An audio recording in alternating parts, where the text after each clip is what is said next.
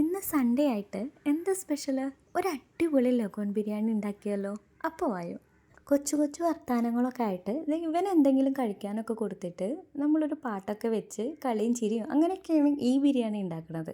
1 kilo ചിക്കന്, ഒരു വലിയ 8 സവാള, പിന്നെ ഒരു 4 തക്കാളി, ആവശ്യത്തിന് ഇഞ്ചിയും വെളുത്തുള്ളിയും, പിന്നെ ഒരു 8 പച്ചമുളകും. ആദ്യം തന്നെ ചിക്കന് വേണ്ട മസാല റെഡിയാക്കാം. മല്ലിപ്പൊടി ഒരു 2 ടീസ്പൂണ്, ഒരു 1/4 ടീസ്പൂൺ അളവിൽ ഗരം മസാല, ആവശ്യത്തിന് മഞ്ഞൾപ്പൊടി, പിന്നെ നമ്മൾ അതിലേക്ക് ഒരു സ്പൂണ് ചിക്കൻ മസാലപ്പൊടി ഇടുന്നുണ്ട്, ടീസ്പൂണാണ്. പിന്നെ തൈരും ഉപ്പും ഇട്ടിട്ട് നല്ലപോലെ മിക്സാക്കി വെക്കുക. അപ്പോഴേക്കിനും ഉള്ളിയൊക്കെ അരിഞ്ഞ് ഞാനിവിടെ റെഡിയാക്കി കൊടുക്കുന്നുണ്ട്. അമ്മയുടെ സ്പെഷ്യൽ ബിരിയാണിയാണ് കേട്ടോ, ഞാൻ ഹെൽപ്പർ മാത്രമാണ് ഇതിൽ.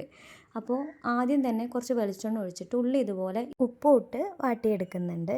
ഉള്ളി ഒന്ന് വാടി വരുമ്പോൾ ഇഞ്ചി വെളുത്തുള്ളി പേസ്റ്റ് ഇട്ട് വാട്ടുക. അത് കഴിഞ്ഞ് തക്കാളി ഇട്ടിട്ട് ഒന്ന് വാട്ടിയെടുക്കുക.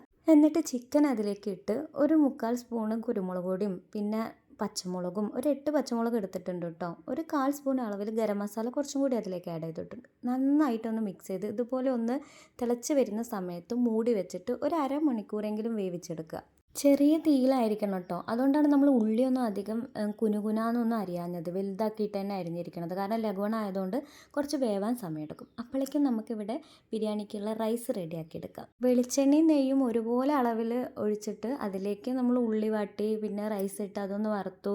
എന്നിട്ട് വെള്ളം ഒഴിച്ച് പുളിനാരങ്ങ ഒഴിച്ച് അടച്ച് വെച്ചിട്ട് ഒരു തിളച്ച് കഴിഞ്ഞാൽ പിന്നെ ചെറിയ തീയിൽ അത് വേവിച്ചെടുക്കുക. അപ്പോഴേക്കും നമ്മളുടെ ഇവിടെ മസാല റെഡി ആയിട്ടുണ്ട് കേട്ടോ. ഈ ഒരു കളറ് കിട്ടണം. അത് എന്നിട്ടൊന്ന് നല്ലപോലെ ഇളക്കിയൊക്കെ കൊടുത്തു കഴിഞ്ഞാൽ ഉടഞ്ഞ് നല്ല ഗ്രേവി ഉള്ള രീതിയിൽ കിട്ടും കേട്ടോ. കുറച്ച് മല്ലിച്ചപ്പും കൂടി അതിലേക്ക് ഇട്ട് കൊടുക്കുന്നുണ്ട്. മല്ലി ഇല എന്നൊക്കെ പറയുമല്ലോ സ്ഥലത്തേക്ക്, ഇവിടേക്ക് മല്ലിച്ചപ്പ് എന്നൊക്കെ പറയുക. വെന്തോ നോക്കുക. അതിൻ്റെ ഇടയിൽ സാലഡൊക്കെ ഏട്ടൻ ഇവിടെ റെഡിയാക്കുന്നുണ്ട്. പിന്നെ നമുക്കിനി ദമ്മിടാം. റൈസ് റെഡി ആയിട്ടുണ്ട്. അപ്പോൾ ആദ്യം തന്നെ കുറച്ച് മസാലയാണ് ഇട്ട് കൊടുക്കുന്നത്. എന്നിട്ട് അതിൻ്റെ മുകളിൽ റൈസ് ഇടുന്നു. പിന്നെ കുറച്ച് ഗരം മസാല ഇട്ട് കൊടുത്തിട്ട് വീണ്ടും നമ്മളിത് ലെയറായിട്ട് തന്നെ ഇതുപോലെ ചെയ്യുന്നുണ്ട് കേട്ടോ. അതിൻ്റെ മുകളിൽ ഒരു 3 ലെയറായിട്ടെങ്കിലും ചെയ്യുന്നുണ്ട്. മസാല ഇട്ട് കഴിഞ്ഞാൽ അതിലേക്ക് കുറച്ചും കൂടി മല്ലിച്ചപ്പ് ഇടുന്നുണ്ട്. ഇത്രയും മല്ലിച്ചപ്പ് ഇടുന്നത് കണ്ടിട്ട് ഞെട്ടണ്ട, കാരണം ഇവിടെ ഭയങ്കര ഇഷ്ടമാണ് എല്ലാവർക്കും. ആ ഒരു ഫ്ലേവർ ഇഷ്ടമാവണം എന്നില്ല. അപ്പോൾ ഏകദേശം നമ്മൾ ആ റൈസൊക്കെ ഇട്ടതിന് ശേഷം അതിലേക്ക് കുറച്ച് നെയ്യ് അപ്ലൈ ചെയ്ത് കൊടുക്കുന്നുണ്ട്, കുറച്ചും കൂടി ഗരം മസാല. അങ്ങനെ ചെറിയ തീയിൽ ദമ്മ് വയ്ക്കുക. ചൂടോടെ ദമ്മിടുമ്പോൾ തന്നെ നമുക്ക് ഒരു 5 മിനിറ്റിൽ തന്നെ അതിൻ്റെ ആവി വരും. അപ്പോൾ എല്ലാവരും ട്രൈ ചെയ്ത് നോക്കണേ. അടിപൊളി ടേസ്റ്റാണ്.